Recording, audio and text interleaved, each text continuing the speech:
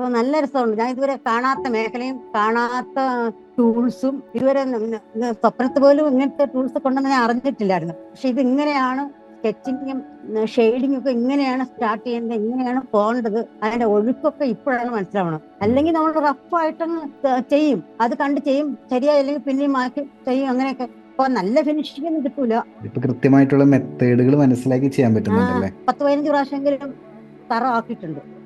പിന്നെ ഇപ്പോഴും പ്രാക്ടീസ് ചെയ്ത് ഇനി ഈ ഇത് കൂടി കഴിഞ്ഞിട്ട് വേണം അടുത്ത സ്റ്റേജിലേക്ക് അതൊന്ന് പോവാൻ വിചാരിച്ചിട്ടാണ് ഞാൻ വെയിറ്റ് ചെയ്യുമായിരുന്നു. ജോലി എന്തായിരുന്നു ഞാൻ ചെയ്തുകൊണ്ടിരുന്നത്? ടീച്ചറായിരുന്നു. ഹൈസ്കൂൾ ടീച്ചറായിരുന്നു. എൻ്റെ സബ്ജക്ട് കെമിസ്ട്രി ആയിരുന്നു. ഞാനൊരു ക്വസ്റ്റ്യൻ ചോദിച്ചോട്ടെ? എനിക്ക് 2 ദിവസം ആ, മുമ്പേ വാട്സപ്പിലോട്ട് ഒരു എൻക്വയറി വന്നു. ഉം, കുറച്ച് പ്രായമായിട്ടുള്ള ഒരു സ്ത്രീയാണ്. അപ്പോൾ പുള്ളിക്കാരി എനിക്ക് മെസ്സേജ് അയച്ചു, സാർ എനിക്ക് ഇത്ര വയസ്സുണ്ട്, ഈ വയസ്സിൽ ഓൺലൈനിലൂടെ ചിത്രകല പഠിക്കാൻ പറ്റുമോ? പുള്ളിക്കാരി എൻ്റെ അടുത്ത് ചോദിച്ചു. ഉം. മാമിന് എന്താ പറയാനുള്ള, അത്തരത്തിൽ ആഗ്രഹിച്ചു ഓ, വരുന്നവരോട് എന്താ പറയാനുള്ളത്? തീർച്ചയായും. ഞാൻ ഞാൻ തന്നെ ഒരു എക്സാമ്പിൾ ആണല്ലോ. അതുകൊണ്ട് തീർച്ചയായിട്ടും കൈ വഴങ്ങുമെങ്കിൽ, മനസ്സ് നല്ല സെറ്റപ്പ് ആണെങ്കിൽ തീർച്ചയായിട്ടും വരയ്ക്കണം. നമ്മുടെ എൻജോയ്മെന്റ് ആണ്. ഞാൻ ഇതിനകത്ത് ഇരുന്ന് കഴിഞ്ഞാൽ സമയം അറിയാറേ ഇല്ല. ഒരു വീട്ടിൽ ബഹളം കൂട്ടുമ്പോഴേ അറിയില്ല ഇത്ര സമയമായെന്ന്. അത്ര ഇൻട്രസ്റ്റ് ആയിട്ടാണ് ഞാൻ പോണത്. അതുകൊണ്ട് ഞാൻ പറയും, വയസ്സ് നോക്കേ ചെയ്ത് നമ്മുടെ ഏജ് ഒരു മിയർ നമ്പർ എന്നല്ലേ പറയാ. അതുകൊണ്ട് അത് നോക്കേ ചെയ്ത് മാക്സിമം നമുക്ക് ചെയ്യാൻ നടത്തുള്ളൂ. കുറച്ച് സമയം ഉള്ളൂ എങ്കിലും അത് ജ്വലിച്ച് നിൽക്കണം എന്നല്ലേ പറയുക.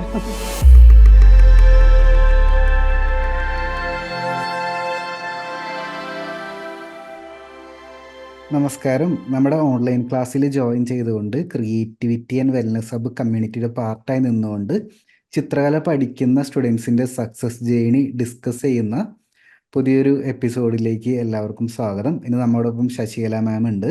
അപ്പോൾ ആദ്യം നമുക്ക് മാമിനെ വെൽക്കം ചെയ്യാം. കോൺഫിഡൻസ് അച്ചീവർ എന്ന് പറയുന്ന റിവാർഡ് സ്വന്തമാക്കിയിട്ടാണ് മാം നമ്മോടൊപ്പം വന്നിട്ടുള്ളത്. അതായത് ഓൺലൈൻ ക്ലാസ്സിൽ ജോയിൻ ചെയ്യുന്ന ഒരുപാട് സ്റ്റുഡൻസിന്, എല്ലാ സ്റ്റുഡൻസിനും നമ്മൾ കുറച്ച് ടാസ്കുകൾ കൊടുക്കും. ആ ടാസ്ക് അനുസരിച്ചിട്ട് കംപ്ലീറ്റ് ആക്കി വരുന്നവർക്കായിരിക്കും ഈ ഒരു കോൺഫിഡൻസ് അച്ചീവർ എന്ന് പറയുന്ന റിവാർഡ് കരസ്ഥമാക്കുന്നുണ്ടായിരിക്കുക. അപ്പോൾ ആദ്യം എനിക്ക് മാമിനെ കുറിച്ച് അറിയേണ്ടത്, ഡ്രോയിങ് അല്ലെങ്കിൽ ചിത്രകല എന്ന് മുതലാണ് സ്റ്റാർട്ട് ചെയ്ത്, ആ ഒരു കാര്യങ്ങളൊക്കെ ഒന്ന് ഷെയർ ചെയ്യാമോ? എനിക്ക് കൊച്ചുനാളിലെ എനിക്ക് ഡ്രോയിങ് ഇഷ്ടമായിരുന്നു, പെയിന്റിങ്ങും ഇഷ്ടമായിരുന്നു. കൊച്ചുനാളില് ഡ്രസ്സിലും പിന്നെ ഷീറ്റിലൊക്കെ ഫാബ്രിക് പെയിന്റ് ഒക്കെ ചെയ്യുമായിരുന്നു. പിന്നെ നോക്കി വരയ്ക്കും 10th-ലൊക്കെ. പിന്നെ അതോടുകൂടി പോയി. കുറെ നാള് ഒന്നും ചെയ്യാതെയൊക്കെ ഇരുന്നു. പിന്നെ കാണുന്ന പടങ്ങളെല്ലാം വരച്ച് ഗ്ലാസ്സിലൊക്കെ പെയിന്റ് ചെയ്യുകയൊക്കെ ചെയ്യായിരുന്നു.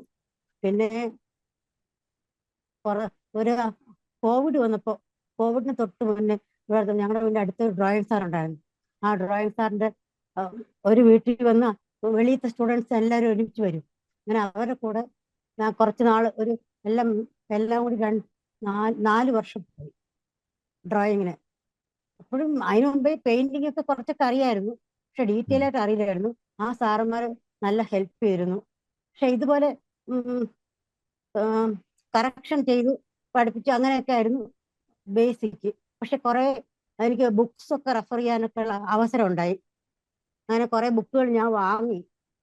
അങ്ങനെ ആ ബുക്കൊക്കെ വെച്ചിട്ട് കുറെ തനത്താൻ ചെയ്യുമായിരുന്നു. പിന്നെ തനത്താൻ യൂട്യൂബ് നോക്കി മ്യൂറൽ പെയിന്റിംഗ് ഒക്കെ ഇൻട്രസ്റ്റ് ആയിരുന്നു. അതൊക്കെ റിട്ടയർമെന്റിന് ശേഷമാണ് സമയം കിട്ടിയത്. അതുവരെ ചെറിയ ചെറിയ ഇതിനകത്ത് ഒതുങ്ങിയിരുന്നു. റിട്ടയർമെന്റ് ശേഷം ഞാൻ കുറെ പടങ്ങളൊക്കെ കളക്ട് ചെയ്യുമായിരുന്നു. കാണുന്ന പടങ്ങളെല്ലാം വരയ്ക്കാൻ പാകത്തിന് ഞാൻ ഒരു ഫയൽ ഉണ്ടാക്കിയിരുന്നു.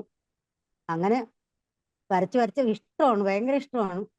അങ്ങനെ സാറിന്റെ ഒരു ഇത് പെട്ടെന്ന് യൂട്യൂബിൽ ഒരു ദിവസം വന്നപ്പോഴാണ് സാറിന്റെ ഈ വീഡിയോ ഒക്കെ കാണാൻ ഇടയായത്. അപ്പൊ അന്ന് തന്നെ സാറിന്റെ ക്ലാസ്സിലേക്ക് ഞാൻ ജോയിൻ ചെയ്യാണ് ചെയ്തത്. ജോലി എന്തായിരുന്നു ഞാൻ ചെയ്തുകൊണ്ടിരുന്നത്? ടീച്ചറായിരുന്നു. ഉം. ടീച്ചറായിരുന്നു ഹൈസ്കൂൾ ടീച്ചറായിരുന്നു. എൻ്റെ സബ്ജക്ട് കെമിസ്ട്രി ആയിരുന്നു. ആ, അത് ശരി. ഉം. അപ്പോൾ വീട്ടിലാരൊക്കെ ഉണ്ട്? വീട്ടിൽ ഞാനും ഹസ്ബൻഡും പിന്നെ എൻ്റെ മോള് ഗൾഫിലൊക്കെ ആയിരുന്നു. മോളും മോളുടെ കുട്ടിയും വീട്ടിലുണ്ട്. മോളുടെ മൂത്ത മോള് കമ്മ്യൂണിക്കേഷൻ ഡിസൈനിങ് വലിയ ഇൻട്രസ്റ്റ് ആയതുകൊണ്ട് ബാംഗ്ലൂരിൽ പഠിക്കാൻ കൊണ്ടുവിട്ടു. അവളും എന്നെ ഹെൽപ്പ് ചെയ്യുമായിരുന്നു. ഇങ്ങനെ ഓൺലൈൻ ക്ലാസ്സും ഓൺലൈൻ കോച്ചിങ് ഒക്കെ അവർക്ക് കൊടുക്കുമായിരുന്നു, അവരുടെ സ്റ്റഡീസിന്റെ ഭാഗമായിട്ട്. അപ്പൊ അവളിങ്ങനെ കാണിക്കും, അമ്മമ്മ ചെയ്ത് നോക്കി, നമുക്ക് ഒരുമിച്ച് ചെയ്യാമെന്ന് എന്നെ വിളിച്ചോണ്ട് പോകും. അങ്ങനെ ഞങ്ങൾ ഒരുമിച്ച് കുറച്ച് നാളേ ഉണ്ടാവുള്ളൂ. പിന്നെ അവള് എന്താ പഠിക്കാൻ പോയി, ബാംഗ്ലൂരിലേക്ക് പോയി. അങ്ങനെ ഡ്രോയിങ്ങിന്റെ ഒരു ഫീൽഡ് ഇപ്പൊ തുറന്നു കിട്ടിയിരിക്കുകയാണ് സാറിന്റെ അനുഗ്രഹത്താൽ. നമ്മുടെ നമ്മുടെ ക്ലാസ്സുകൾ ആർട്ട് ഓൺലൈനിലൂടെ പഠിക്കുമ്പോൾ എങ്ങനെയുണ്ട് ഫീല്? അപ്പോൾ നല്ല രസമുണ്ട്. ഞാൻ ഇതുവരെ കാണാത്ത മേഖലയും കാണാത്ത ടൂൾസും ഇതുവരെ സ്വപ്നത്ത് പോലും ഇങ്ങനത്തെ ടൂൾസ് കൊണ്ടെന്ന് ഞാൻ അറിഞ്ഞിട്ടില്ലായിരുന്നു. ഞാൻ വീഡിയോ ഒക്കെ ചെക്ക് ചെയ്താലും അവരൊന്നും പറഞ്ഞു തരുമല്ലോ, അവരെ നോക്കി വരയ്ക്കും. പക്ഷെ ഇത് ഇങ്ങനെയാണ് സ്കെച്ചിങ്ങും പിന്നെ ഷെയ്ഡിങ് ഒക്കെ ഇങ്ങനെയാണ് സ്റ്റാർട്ട് ചെയ്യേണ്ടത്, ഇങ്ങനെയാണ് പോകേണ്ടത്, അതിന്റെ ഒഴുക്കൊക്കെ ഇപ്പോഴാണ് മനസ്സിലാവണം. അല്ലെങ്കിൽ നമ്മൾ റഫായിട്ടങ്ങ് ചെയ്യും, അത് കണ്ട് ചെയ്യും, ശരിയായില്ലെങ്കിൽ പിന്നെയും മാറ്റി ചെയ്യും, അങ്ങനെയൊക്കെ. അപ്പൊ നല്ല ഫിനിഷിംഗ് ഒന്നും കിട്ടൂല. പക്ഷെ കളർ പെയിന്റ് ഒക്കെ ഉപയോഗിക്കുമ്പോൾ ആ ഫിനിഷിങ് ഏകദേശം ഒരു ആനച്ചന്തം വരുന്നേ ഉള്ളൂ. A to Z അവസാനം 27th വരെ നല്ലതായിട്ട് അവസാനത്തെ മൂന്ന് എനിക്ക് അഫോർഡ് ചെയ്യാൻ പറ്റൂല. 27, 28, 29 ഒക്കെ അതുവരെ ഞാൻ ഒരു 10-15 പ്രാവശ്യമെങ്കിലും തറവാക്കിയിട്ടുണ്ട്. പിന്നെ ഇപ്പോഴും പ്രാക്ടീസ് ചെയ്ത് ഇനി ഈ ഇത് കൂടി കഴിഞ്ഞിട്ട് വേണം അടുത്ത സ്റ്റേജിലേക്ക് അതൊന്ന് പോവാൻ വിചാരിച്ചിട്ടാണ് ഞാൻ വെയിറ്റ് ചെയ്യുമായിരുന്നു. അതിനിടയ്ക്ക് കഴിഞ്ഞ ആഴ്ചയൊക്കെ പനി പിടിച്ചു കിടന്നു. അതുകൊണ്ട് കുറച്ച് ദിവസത്തെ ഒന്നും വരയ്ക്കാൻ പറ്റിയില്ല. പിന്നെ ഇന്നാണ് 1-2 ചിത്രം ഇന്നലെ ആയിട്ടാണ് ലോഡ് ചെയ്തത്. ഞാൻ എന്തായാലും ആർട്ട് വർക്ക് നോക്കിയിട്ട് പറഞ്ഞുതരാം കേട്ടോ എന്താ ചെയ്യേണ്ടതെന്ന്. വരയ്ക്കാൻ ഏറ്റവും ഇഷ്ടപ്പെട്ട മീഡിയം ഏതാണ്? എനിക്ക് കളർ പെൻസിലാണ് സാധാരണ നല്ലോണം. മറ്റേ വാട്ടർ കളർ ചെയ്യും, കുറേ ദിവസം എടുത്താലേ വാട്ടർ കളർ കയ്യിൽ വരുള്ളൂ. പിന്നെ പെൻസിൽ ഡ്രോയിങ്ങും പിന്നെ കളർ പെൻസിൽസും ആണ് എനിക്ക് നല്ലതായി ഉപയോഗിക്കാൻ പറ്റുന്നത്. കളർ പെൻസിൽ ഏത് ബ്രാൻഡാണ് യൂസ് ചെയ്യുന്നത്? ഈ ഫേബർ കാസ്റ്റലിന്റെ ടാംലിന്റെ കുറച്ചാളുണ്ടായിരുന്നു. എന്ത് സബ്ജക്റ്റ് വരയ്ക്കാൻ ഇഷ്ടം ഡ്രോയിങ്ങിൽ, പെൻസിൽ ഡ്രോയിങ്ങിൽ? പെൻസിൽ ഡ്രോയിങ് സാധാരണ എനിക്ക് അങ്ങനെയൊന്നുമില്ല. ലാൻഡ്സ്കേപ്പ് ഡ്രോയിങ് അല്ലെങ്കിൽ പോർട്രേറ്റ് ആണെങ്കിലും എനിക്ക്. പെൻസിൽ ഏതാ യൂസ് ചെയ്യുന്നത്? ഗ്രാഫൈറ്റ്? പെൻസിൽ അപ്സര ഉണ്ട്. അപ്സര തന്നെയാണോ യൂസ് ചെയ്യുന്നത്? ക്യാമലിനും ഉണ്ട്. ക്യാമലിനുണ്ടല്ലേ. പോർട്രേറ്റിൽ ഷെയ്ഡിങ് ചെയ്യുമ്പോഴാണല്ലോ ബുദ്ധിമുട്ട്, കൺഫ്യൂഷൻ വരുന്നത്. ഷെയ്ഡിങ് വരുമ്പോ ഞാൻ വിചാരിക്കും ഈ ഒരു ചിത്രത്തിൽ തന്നെ, ഒരു മുഖത്ത് തന്നെ ഈ നമ്മള് സ്ലാൻഡിങ് ലൈനും അല്ലെങ്കിൽ വെർട്ടിക്കൽ ലൈൻ അതൊക്കെ ഒരു ചിത്രത്തിൽ വരച്ച ആ ചിത്രത്തിന് ഭംഗി പോവുമോ എന്നുള്ള ഇത് കണ്ടില്ലേ. ഇവിടെ ഒരു സംശയം, ഇവിടെ ഒരു സംശയമുണ്ട് എനിക്കിപ്പോഴും. ഇതിലെന്താ സംശയമുള്ളത്?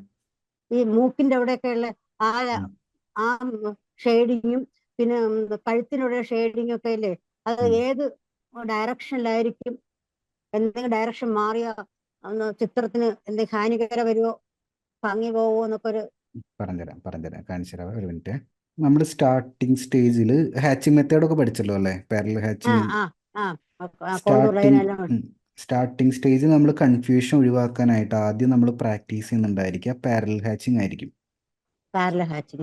ഡയറക്ഷൻ എല്ലാം സെയിം ഡയറക്ഷനിലോട്ട് ഹാച്ച് ചെയ്ത് നമുക്ക് റിയലിസ്റ്റിക് ആയിട്ട് ഒരു ചിത്രം, ഒരു എക്സാമ്പിൾ എടുക്കുകയാണെങ്കിൽ ഈ ഒരു ചിത്രമാണെന്ന് വിചാരിച്ചു. ഇത് ആക്ച്വലി ഫുൾ പാരലൽ ഹാച്ചിങ് അല്ല, പക്ഷെ ഇതാണെങ്കിലും നമ്മൾ എല്ലാ ഷെയ്ഡും ഈ ഡയറക്ഷനിൽ ചെയ്തിട്ട് നമുക്ക് കംപ്ലീറ്റ് ആക്കാൻ പറ്റും. ഒരേ ഡയറക്ഷനിൽ. അപ്പൊ നമുക്ക് ആ കൺഫ്യൂഷൻ, ബിഗിനേഴ്സിന് ഉള്ള കൺഫ്യൂഷൻ നമുക്ക് ഒഴിവാക്കാൻ പറ്റും. പക്ഷെ ഒരേ ഡയറക്ഷനിൽ ചെയ്താലും ലൈറ്റ് ആൻഡ് ഷാഡോ കറക്റ്റ് ആയിട്ട് ചെയ്യുകയാണെങ്കിൽ ചിത്രം നല്ല റിയലിസ്റ്റിക് ആയിട്ട് നമുക്ക് ചെയ്തെടുക്കാൻ പറ്റും. അതാണ് സ്റ്റാർട്ടിങ് സ്റ്റേജ് ശ്രദ്ധിക്കേണ്ടത്. അപ്പോൾ നമ്മൾ ഒരേ ഡയറക്ഷനിൽ കുറച്ച് നാൾ പ്രാക്ടീസ് ചെയ്തോളൂ. പ്രാക്ടീസ് ചെയ്യുന്ന സമയത്ത് ഓരോ ഷെയ്ഡിന്റെ ഷേപ്പുകൾ ഒബ്സർവ് ചെയ്യണം. ഇപ്പോൾ ഈ ഒരു ഷേപ്പ് ആണെങ്കിൽ ഇതേ ഡയറക്ഷനിൽ വെച്ചിട്ട് വേണം അത് കംപ്ലീറ്റ് ആക്കാനായിട്ട്. മനസ്സിലാവുന്നുണ്ടോ? ഈ നെറ്റിയുടെ ഭാഗം ഏകദേശം അവർ പാരലൽ ഹാച്ചിങ് ചെയ്തിരിക്കുന്നത് കണ്ടോ? എല്ലാ ഷെയ്ഡും പാരലൽ തന്നെയാണ്, മാറിയിട്ടില്ല. ഇവിടെ വന്നപ്പോൾ ഡയറക്ഷൻ മാറിയിട്ടുണ്ട് കവിളിൽ. അപ്പൊ ഇങ്ങനെ ഒരു സിമ്പിൾ ചിത്രം എടുക്കുക. നമ്മൾ പ്രാക്ടീസ് ചെയ്യുമ്പോൾ പാരലൽ ഹാച്ചിങ് പ്രാക്ടീസ്, എന്നിട്ട് അത് എന്തിനാന്ന് വെച്ച് കഴിഞ്ഞാൽ അതിന്റെ അകത്തുള്ള ലൈറ്റ് ആൻഡ് ഷാഡോ നമുക്ക് ഇമ്പ്രൂവ് ചെയ്യാൻ വേണ്ടിയിട്ടാണ്. ഇതൊക്കെ വേണമെങ്കിൽ ഒരു എക്സാമ്പിൾ ആയിട്ട് എടുക്കുന്നത് കണ്ടോ? Parallel hatching. പക്ഷെ നമുക്ക് പെട്ടെന്ന് നോക്കുമ്പോൾ ഒരു 3D ഫീൽ കാണുന്നുണ്ടല്ലോ. അതെന്തുകൊണ്ടാണ്? അത് ലൈറ്റ് ആൻഡ് ഷാഡോ, പിന്നെ ആ ഷെയ്ഡിന്റെ ടോണൊക്കെ കറക്റ്റ് ആണോ. ബ്ലാക്ക് വരേണ്ട സ്ഥലത്ത് കറക്റ്റ് ബ്ലാക്ക് കൊടുത്തു, ലൈറ്റ് വരേണ്ട സ്ഥലത്ത് ലൈറ്റ് ആയിട്ട് ലൈൻ കൊടുത്തു. ഈ റിസൾട്ട് ആണ് നമുക്ക് പാരലൽ ഹാച്ചിങ്ങിൽ ഫസ്റ്റ് നമുക്ക് ഇംപ്ലിമെന്റ് ചെയ്യേണ്ടത്. ഈ റിസൾട്ട് വന്നു കഴിഞ്ഞാൽ അടുത്ത സ്റ്റെപ്പിൽ നമുക്ക് കോണ്ടൂർ ഹാച്ചിങ്ങിലോട്ട് പോകാം. മൂക്ക് വളഞ്ഞിരിക്കുകയാണെങ്കിൽ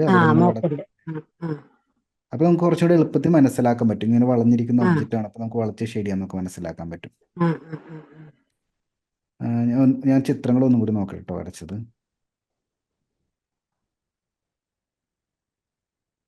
ഇതെങ്ങനെ ഉണ്ടായിരുന്നു ഇത് വരച്ചപ്പോൾ എക്സ്പീരിയൻസ്? ഇത് നല്ല എക്സ്പീരിയൻസ്. പക്ഷെ ഈ നല്ല കളറേഷൻ കിട്ടുന്നില്ല.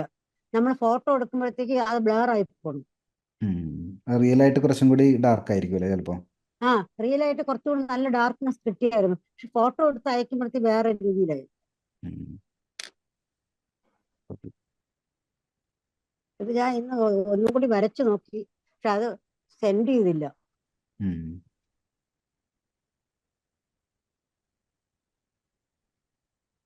ഇതൊക്കെ ഇന്ന് വരച്ച എളുപ്പപ്പണിക്ക് എളുപ്പം ഉള്ള ജോലിയിൽ ചെയ്ത. കഴിഞ്ഞ ഉം. ഒരാഴ്ചയായിട്ട് വയ്യാതെ കിടപ്പാണ്ട്. കുഴപ്പമില്ല, നന്നായിട്ടുണ്ട്. ഇങ്ങനത്തെ ചിത്രങ്ങൾ വരയ്ക്കുമ്പോൾ പാരൽ ഹാച്ചിങ് തന്നെ പ്രാക്ടീസ് ചെയ്തോ. ഇപ്പൊ കൺഫ്യൂഷൻ ആ ആ ഒഴിവാക്കാലോ നമുക്ക്. കണ്ടോ, ഈ ഒരു ആ ഷെയ്ഡൊക്കെ നമുക്ക് പാരൽ ഹാച്ചിങ് തന്നെ ചെയ്യാം. ആ ആ ആ പിന്നെ ഔട്ട്ലൈൻ മാക്സിമം ലൈറ്റ് ആക്കാനായിട്ട് നോക്കിയുള്ളൂ. നമ്മൾ റിയലിസ്റ്റിക് ആയിട്ട് ആണ് റിസൾട്ട് വേണ്ടെങ്കിൽ ഔട്ട്ലൈൻ മാക്സിമം ലൈറ്റ് ആക്കാനായിട്ട് നോക്കിയാൽ മതി. ആ അല്ല ആ അല്ല. ബെറ്റർ ആയിട്ട്. പിന്നെ ഇതിനകത്ത് എനിക്ക് ഈ ചിത്രം വരയ്ക്കാൻ ശരിയാവണേ ഇല്ല. ഇത് എന്തോ ഒരു ഈ ബ്ലണ്ടിങ് സ്റ്റംപ് ഉപയോഗിക്കുമ്പോൾ മുഷിഞ്ഞ കളറായി മാറുന്നു. ബ്ലെൻഡിങ് സ്റ്റംപ് തൽക്കാലം ഇപ്പോൾ ഈ നമുക്ക് സ്റ്റെപ്പ് ബൈ സ്റ്റെപ്പ് ആയിട്ടാണ് ഇതിന്. സ്റ്റെപ്പ് ബൈ സ്റ്റെപ്പ് ആയിട്ട് പോകുമ്പോൾ കൺഫ്യൂഷൻ ഒഴിവാക്കാൻ പറ്റും. ഇപ്പോൾ ബ്ലെൻഡിങ് ആ സ്റ്റംപ് ഒന്നും യൂസ് ചെയ്യേണ്ട ആവശ്യമില്ല. പാരൽ ഹാച്ചിങ് മാത്രം വെച്ചിട്ട് ഔട്ട്ലൈൻ മാക്സിമം ലൈറ്റ് ആക്കിയിട്ട് ഷെയ്ഡിങ് ആ കൂടുതൽ ആ പ്രാക്ടീസ് ചെയ്തോളൂ. ശരി.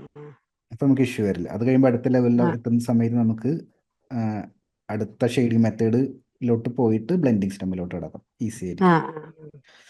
അപ്പോൾ ഇനി റെഫറൻസ് പിക്ചർ എടുക്കുമ്പോൾ ഞാനിവിടെ ഇതറിയാലോ, പിൻട്രസ്റ്റ് യൂസ് ചെയ്യാറുണ്ടോ? ആ ആ ഉപയോഗിച്ചു, കുറെ എടുത്തു.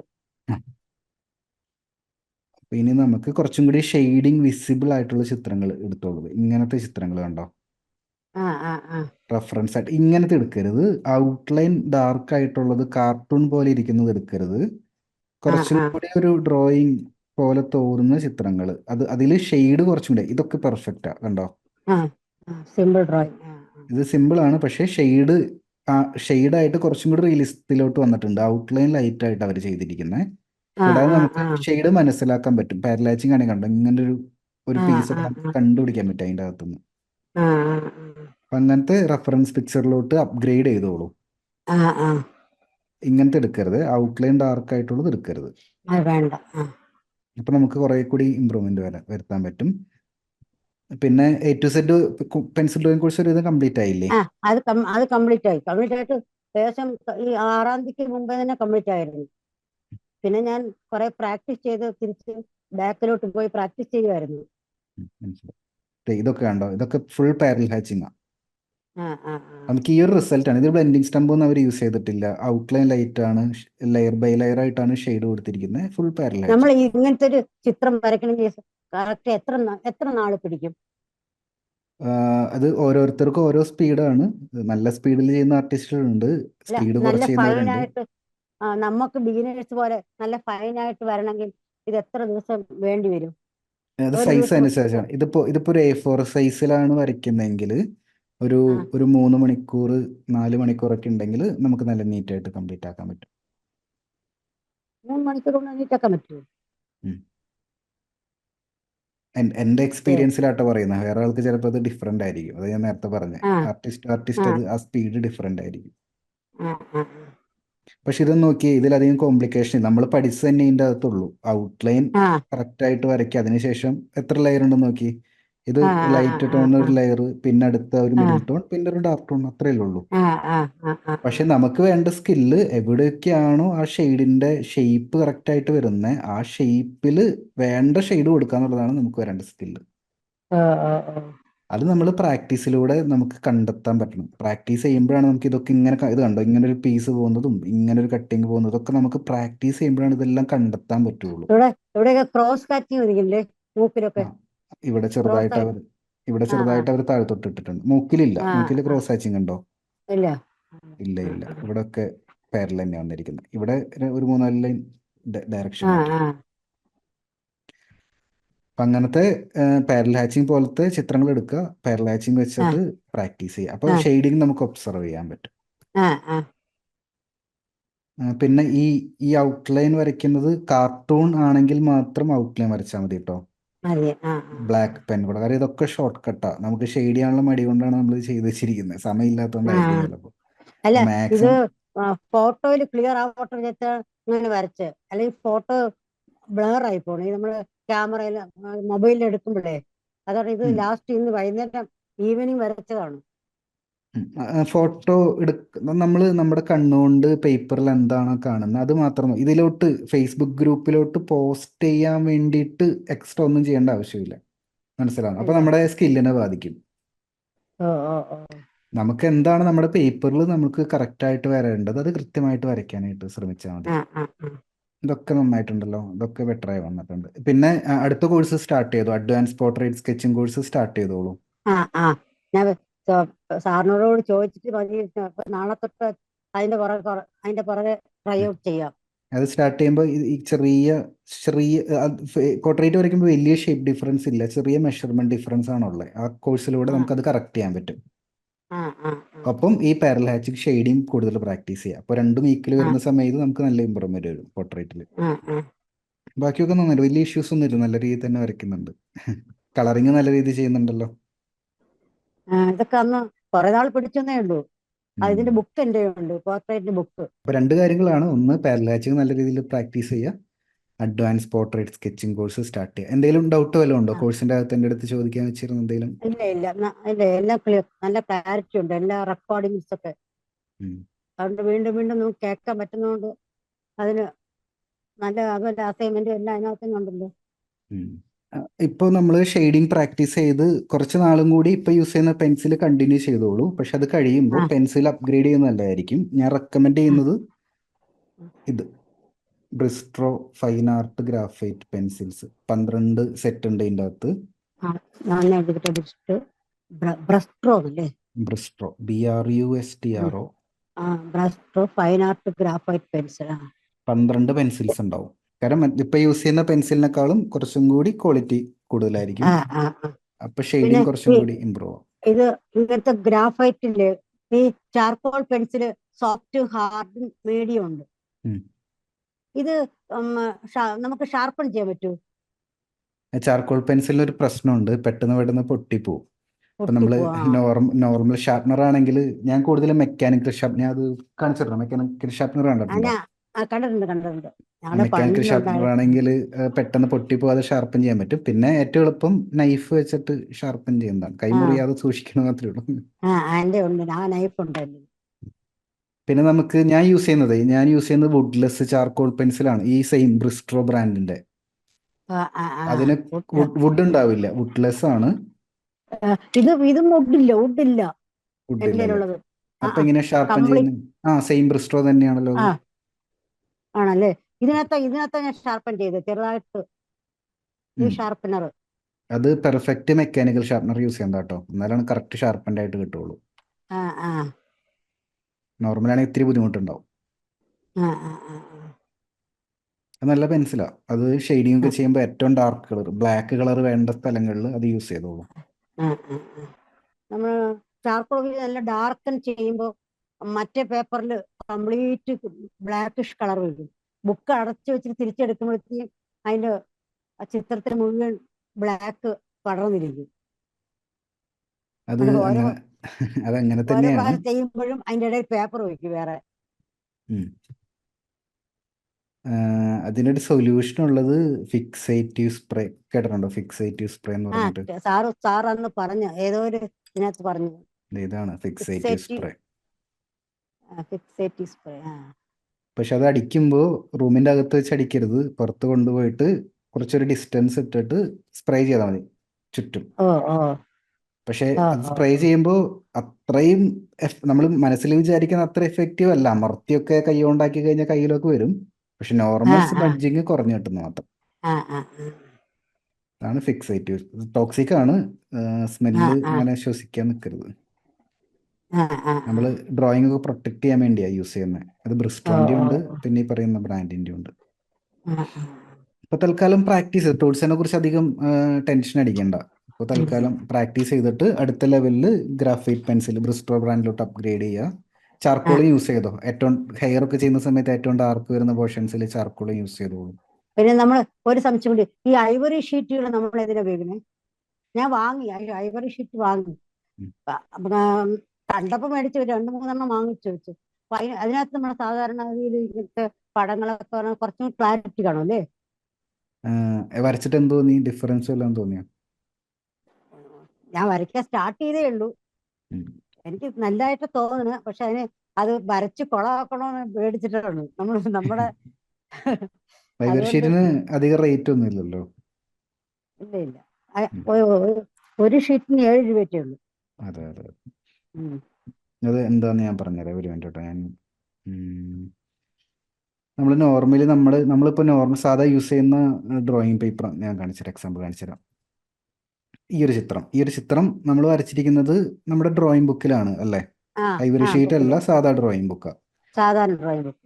ഇതിന് കുറച്ച് ഒരു റഫ് എന്ന് വിളിക്കാൻ പറ്റില്ല, പക്ഷെ ഒരു മീഡിയം സർഫസ് ആണ്, ചെറിയ ഗ്രെയിൻസ് ഉണ്ടായിരിക്കും. ആ അതുകൊണ്ടാണ് ആ ഇവിടെ കണ്ടോ ആ ഇങ്ങനെ ആ വൈറ്റ് ഗ്യാപ്പ് പോലെ കാണുന്നുണ്ടോ? ആ ആ അത് ഈ പേപ്പർ സ്മൂത്ത് അല്ലാത്തതുകൊണ്ടാണ്. ആ ആ ഐവറി ഷീറ്റ് ആണെങ്കിൽ കുറച്ചും കൂടി സ്മൂത്ത് ആയിരിക്കും. അപ്പോൾ നമുക്ക് ഈ ഉം, പറയുന്ന ഉം, കുഴികൾ കുറവായിരിക്കും. അപ്പോൾ ഷെയ്ഡ് ഉം, കുറച്ചും കൂടി ഈവൻ ആയിട്ട് അതിലോട്ട് നമുക്ക് അപ്ലൈ ചെയ്യാൻ പറ്റും. ഉം. അത് കാരണം നമ്മൾ വരയ്ക്കുന്ന ഡ്രോയിങ് കുറച്ചും കൂടി റിയലിസ്റ്റിക് ആക്കാൻ പറ്റും. കൂടാതെ സ്മൂത്ത് ആയിട്ടുള്ള പേപ്പറിൽ നല്ല എളുപ്പത്തിൽ നമുക്ക് ബ്ലെൻഡ് ചെയ്യാൻ പറ്റും ഷെയ്ഡെല്ലാം.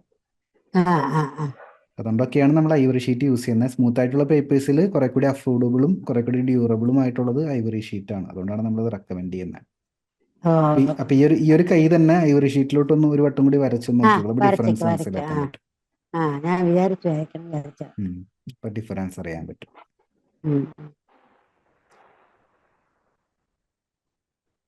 വേറെ കാര്യങ്ങളൊന്നുമില്ല, കറക്റ്റ് ആയിട്ട് തന്നെ പോകുന്ന. പോർട്രേറ്റ് കോഴ്സ് അറ്റൻഡ് ചെയ്യുമ്പോൾ ഈ പറയുന്ന കാര്യങ്ങളൊക്കെ കുറച്ചും കൂടി നമുക്ക് ഇമ്പ്രൂവ് ആക്കാൻ പറ്റും. പിന്നെ ഷെയ്ഡിങ് നമുക്ക് ഇനി പഠിക്കാനൊന്നുമില്ല, ഇനി നമുക്ക് പ്രാക്ടീസ് ചെയ്യാം, മനസ്സിലാക്കാനുള്ള, നമ്മുടെ ഒബ്സർവേഷൻ സ്കില്ല് ഇമ്പ്രൂവ് ചെയ്യാനുള്ള ഓൾറെഡി ഉണ്ട്. അത് കുറച്ചും കൂടി പ്രാക്ടീസ് ചെയ്യുമ്പോൾ ബെറ്റർ ആയിട്ട് വരും. അപ്പൊ നമുക്ക് ഇഷ്ടമുള്ളതൊക്കെ വരയ്ക്കാൻ പറ്റും. പിന്നെ പെൻസിൽസും കണ്ടോ, ഇത് കണ്ടോ, പെൻസിൽസിന്റെ ചെറിയൊരു ഇഷ്യൂ ഉണ്ട്. ഉദ്ദേശിച്ച ഡാർക്ക് പെൻസിൽ, അത് പെൻസിൽ അപ്ഗ്രേഡ് ചെയ്യുമ്പോൾ അതും കൂടി പെർഫെക്റ്റ് ആവും നമുക്ക്. അപ്പൊ നമുക്ക് ഓവറോൾ നല്ല റിസൾട്ട് വരും. ഇത് ഞാൻ ആദ്യം ചോദിച്ചത് പെൻസിൽ അതാ യൂസ് ചെയ്യുന്നതെന്ന് ചോദിച്ചു. യെസ്, അത്രേ ഉള്ളൂ. വേറെ എന്തെങ്കിലും ഡിസ്കസ് ചെയ്യാനുണ്ടോ? ഇല്ല സാർ പറഞ്ഞു. എന്താണ് അടുത്തൊരു വർഷം ഡ്രോയിങ്ങിൽ ഉള്ള ഗോൾ എന്താ? ഒരു ഗോൾ സെറ്റ് ചെയ്യാൻ പറയുന്നത് പറയും. നല്ല ഒരു മാസ്റ്റർ പീസ് വരയ്ക്കണമെന്നാണ് ഞാൻ വിചാരിച്ചിരിക്കുന്നത്. ഞാൻ കുറെ വരച്ചിട്ട് ലാമിനേറ്റ് ഒക്കെ ചെയ്തിട്ടുണ്ട്. പക്ഷെ അതൊക്കെ സോസോ നമ്മുടെ കണ്ണിലേ ഉള്ളൂ ഭംഗി. കുറെ ഒരു 10-12 ലാമിനേറ്റ് ചെയ്ത് വെച്ചു. ഇപ്പോഴൊന്നും അല്ല, കഴിഞ്ഞ വർഷം എല്ലായിടത്തും പൊടി കെട്ടി ലാമിനേറ്റ് ചെയ്ത് വെച്ചു. എന്ത് വരയ്ക്കാൻ ആഗ്രഹം മാസ്റ്റർ പീസ് ആയിട്ട്? ഒരു കാടിന്റെ ഇടയിലുള്ള ആനിമൽസിനെ വരയ്ക്കാൻ ഭയങ്കര ഇഷ്ടമാണ്. ഫോറസ്റ്റ് അടക്കം? ഫോറസ്റ്റ് ബാക്ക്ഗ്രൗണ്ട്, ഫോറസ്റ്റും പുഴയൊക്കെ അടക്കമുള്ള ഒരു അനിമൽസിനെ വരയ്ക്കണം എന്ന് വലിയ ആഗ്രഹമാണ്. നടക്കുമെന്ന് അറിയില്ല. നമുക്ക് നടത്താനല്ല നമ്മൾ ഇവിടെ ഇരിക്കുന്നത്. അപ്പൊ ഞാൻ ഈ 120 ഒരു എല്ലാ സ്റ്റുഡൻസിനും ഞാനൊരു ഗോൾ സെറ്റ് ചെയ്ത് കൊടുക്കാറുണ്ട്. അപ്പൊ നമുക്ക് എളുപ്പമാണല്ലോ, ഗോൾ ഉണ്ടെങ്കിൽ നമുക്ക് പഠിച്ച് മുന്നോട്ട് പോകാനായിട്ട് എളുപ്പമുണ്ടാവും. അപ്പോൾ ഞാനിവിടെ നോട്ട് ചെയ്ത് വെക്കുന്നുണ്ട്. നമ്മുടെ ഗോള് ഒരു മാസ്റ്റർ പീസ് ആർട്ട് വർക്ക് ചെയ്യണം, ഫോറസ്റ്റ്, റിവർ, അനിമലൊക്കെ കമ്പൈൻ ചെയ്തിട്ട്. അപ്പൊ ഗോള് സെറ്റ് ചെയ്യുമ്പോൾ എന്താ സ്പെഷ്യാലിറ്റി എന്ന് വെച്ച് കഴിഞ്ഞാൽ, ഇനി ചിത്രങ്ങൾ കൂടുതൽ വരയ്ക്കുമ്പോൾ ഇതിന് സപ്പോർട്ടീവായിട്ട് പ്രാക്ടീസ് ചെയ്യാനായിട്ട് നോക്കിക്കോളൂ. മനസ്സിലാവുന്നുണ്ടോ? അപ്പൊ നമ്മൾ ഫോറസ്റ്റ്, അനിമൽ, റിവർ ഒക്കെയാണ് വരയ്ക്കാൻ മാസ്റ്റർ പീസിൽ വരയ്ക്കാൻ ഉദ്ദേശിക്കുന്നതിൽ അതിപ്പോഴേ ഓരോരോ എലിമെന്റ് എടുത്ത് പഠിക്കുന്നതും കാണുന്നതും പ്രാക്ടീസ് ചെയ്യുന്നതൊക്കെ നല്ലതായിരിക്കും. നമ്മുടെ ഈ കളർ പെൻസിൽസിന്റെ ഇത് കഴിഞ്ഞ അടുത്തത് പെയിന്റിങ് വല്ല നമ്മൾ നോക്കുന്നുണ്ടാവോ? പെയിന്റിംഗ് കോഴ്സ് നമുക്കുണ്ട്. ഇതെല്ലാം കംപ്ലീറ്റ് ആവുന്ന സമയത്ത് നമുക്ക് പെയിന്റിംഗ് കോഴ്സിന്റെ ഡീറ്റെയിൽ ഞാൻ തരാം. അല്ല, നമ്മൾ ഫോറസ്റ്റ് ഒക്കെ വരയ്ക്കുമ്പോൾ ബ്ലാക്ക് ആൻഡ് വൈറ്റ് ആയിരിക്കുമോ അത് കളർഫുൾ ആവോ? അത് അന്വേഷിച്ചതാണ്. എങ്ങനെ വേണമെങ്കിൽ നമ്മുടെ ഇഷ്ടമാണല്ലോ, എങ്ങനെ വേണമെങ്കിൽ നമുക്ക് ചെയ്യാം. ഒന്നാമത്തെ കാര്യം, നമ്മൾ ഈ ഡ്രോയിങ് ആദ്യമേ തന്നെ കംപ്ലീറ്റ് ആവുന്ന സമയത്ത്, കംപ്ലീറ്റ് അല്ല, പഠിച്ച് കുറച്ചെത്തുന്ന സമയത്ത് നമുക്ക് ലൈറ്റ് ആൻഡ് ഷാഡോ കൃത്യമായിട്ട് മനസ്സിലാക്കാൻ പറ്റും. ശരിക്കും കളേഴ്സിൽ പോകുന്നതിന് മുമ്പ് light and shadow correct set ചെയ്തിരിക്കണം. അപ്പോൾ കളർ പെട്ടെന്ന് അതിലോട്ട് നമുക്ക് ഇംപ്ലിമെന്റ് ചെയ്ത് നല്ല റിസൾട്ട് കിട്ടും അതിന്റെ ചിത്രത്തിന്. പലരുടെയും പ്രശ്നം, പലരും ഈ പറയുന്ന പോലെ ഡ്രോയിങ് പഠിക്കാതെ നേരിട്ട് പെയിന്റിങ് പഠിക്കാനായിട്ട് വരുന്ന സമയത്ത് ഔട്ട്ലൈൻ കറക്റ്റ് ആവില്ല, ലൈറ്റ് ആൻഡ് ഷാഡോ മനസ്സിലാക്കാൻ പറ്റൂല, കളർ മാത്രം മിക്സ് ചെയ്യാൻ പഠിക്കും എല്ലാവരും. പക്ഷേ ഈ ചിത്രം നമ്മൾ വിചാരിച്ച ലെവലിലോട്ട് വരുന്നില്ല. അതുകൊണ്ടാണ് ഞാൻ എപ്പോഴും പറയുന്നത്, ഈ ഷെയ്ഡിങ്ങിന്റെ പാർട്ടും ഡ്രോയിങ്ങിന്റെ പാർട്ടും കംപ്ലീറ്റ് ആക്കിയിട്ട് പെയിന്റിങ്ങിലോട്ട് കിടക്കണമെങ്കിൽ ഭയങ്കര ഈസി ആയിരിക്കും. പെട്ടെന്ന് നമുക്ക് നല്ല റിസൾട്ട് ക്രിയേറ്റ് ചെയ്യാൻ പറ്റും. ഓക്കെ. അപ്പൊ മാസ്റ്റർ പീസ് ആർട്ട് വർക്ക് നമുക്ക് ഇഷ്ടമുള്ള മീഡിയത്തിൽ ചെയ്യാം കേട്ടോ. നമ്മുടെ അതെ അല്ലേ. ഇഷ്ടമനുസരിച്ച്. നമ്മുടെ താങ്ക് യു ഗോളാണല്ലോ. Very much. Thank you very much സാറിന്. Wish you all the best. എനിക്ക് മാരേജിന് വരാൻ പറ്റില്ല. ഇവിടെ പുള്ളിക്കും എല്ലാവർക്കും പനിയുള്ള സമയമാണല്ലോ. അതുകൊണ്ട് ഇപ്പൊ വരാൻ ബുദ്ധിമുട്ടുണ്ട്. വീക്കിലി മീറ്റിങ്ങിലൊക്കെ അറ്റൻഡ് ചെയ്യാറില്ലേ? പിന്നെ എല്ലാം ഒന്നും വിട്ടിട്ടില്ല. എങ്ങനെയുണ്ട് ഞാൻ ജോയിൻ വീക്കിലി ചെയ്ത് മീറ്റിങ്ങിനെ കുറിച്ച്? ഒക്ടോബർ 12 ഞാൻ ജോയിൻ ചെയ്ത്. പിന്നെ നമ്മുടെ പൂജയുടെ പൂജ ഹോളിഡേസ് അല്ല, പൂജയ്ക്കുള്ള അത് മീറ്റ് ചെയ്യും, അതൊന്ന് അറ്റൻഡ് ചെയ്തു. എനിക്ക് വലിയ ഇഷ്ടമുള്ള പ്രോഗ്രാമാണ് വീക്കിലി മീറ്റിംഗ്. നമ്മുടെ ഒരുപാട് പേരുടെ അഭിപ്രായവും ഒരുപാട് പേരുടെ ഫീഡ്ബാക്കും കിട്ടുമ്പോഴേ അത് നമുക്ക് പഠിക്കാൻ ധാരാളം അവസരം വരുന്നുണ്ട്. നമ്മുടെ തെറ്റുകൾ കണ്ടുപിടിക്കാൻ പറ്റും അതിനകത്തുനിന്ന്. അത് ഏറ്റവും വലിയ അതനുസരിച്ച് ഞാൻ ഒരുപാട് എൻ്റെ ഡ്രോയിങ്സ് കുറെ മാറ്റം വരുത്തി. അത് നല്ല കാര്യമായിരുന്നു. ഞാനൊരു ക്വസ്റ്റ്യൻ ചോദിച്ചോട്ടെ. എനിക്ക് 2 ദിവസം മുമ്പേ വാട്സപ്പിലോട്ട് ഒരു എൻക്വയറി വന്നു. കുറച്ച് പ്രായമായിട്ടുള്ള ഒരു സ്ത്രീയാ. അപ്പോൾ പുള്ളിക്കാരി എനിക്ക് മെസ്സേജ് അയച്ചു, സാറേ എനിക്ക് ഇത്ര വയസ്സുണ്ട്, ഈ വയസ്സിൽ ഓൺലൈനിലൂടെ ചിത്രകല പഠിക്കാൻ പറ്റുമോ? പുള്ളിക്കാരി എൻ്റെ അടുത്ത് ചോദിച്ചു. മാമിന് എന്താ പറയാനുള്ള, അത്തരത്തിൽ ആഗ്രഹിച്ചു വരുന്നവരോട് എന്താ പറയാനുള്ളത്? തീർച്ചയായും ഞാൻ തന്നെ ഒരു എക്സാമ്പിൾ ആണല്ലോ. അതുകൊണ്ട് തീർച്ചയായിട്ടും കൈ വഴങ്ങുമെങ്കിൽ, മനസ്സ് നല്ല സെറ്റപ്പ് ആണെങ്കിൽ തീർച്ചയായിട്ടും വരയ്ക്കണം. നമ്മുടെ എൻജോയ്മെന്റ് ആണ്. ഞാൻ ഇതിനകത്ത് ഇരുന്ന് കഴിഞ്ഞാൽ സമയം അറിയാറേ ഇല്ല. ഒരു വീട്ടിൽ ബഹളം കൂട്ടുമ്പോഴേ അറിയില്ല ഇത്ര സമയമായെന്ന്. അത്ര ഇൻട്രസ്റ്റ് ആയിട്ടാണ് ഞാൻ പോണത്. അതുകൊണ്ട് ഞാൻ പറയും, വയസ്സ് നോക്കേ ചെയ്ത്, നമ്മുടെ ഏജ് ഒരു മിയർ നമ്പർ എന്നല്ലേ പറയാ.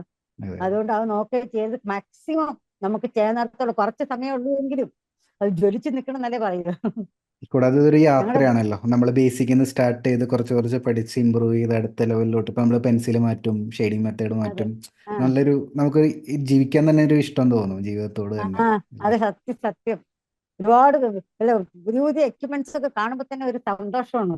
എന്തിനാണ് എന്ന് എല്ലാവരും ചോദിക്കും. ഈ നീഡുകൾ റബ്ബറൊക്കെ ക്ലേ ആണോന്ന് എല്ലാവരും ചോദിച്ചോണ്ടിരുന്നത്. അതൊക്കെ ഒരു വലിയ അനുഗ്രഹമാണ്. ഈ ഫീൽഡ് വന്നതിന് വലിയ ഇഷ്ടമാണ്. അപ്പൊ എന്തായാലും കണ്ടിന്യൂ ചെയ്തോളൂ. ഞാൻ വൈൻഡപ്പ് ചെയ്തേക്കട്ടെ. Thank you. അപ്പൊ വരയ്ക്കുന്ന എല്ലാം ഗ്രൂപ്പിൽ തന്നെ പോസ്റ്റ് ചെയ്യണേ. ആ താങ്ക് യു. അപ്പൊ കാണാം. ബൈ.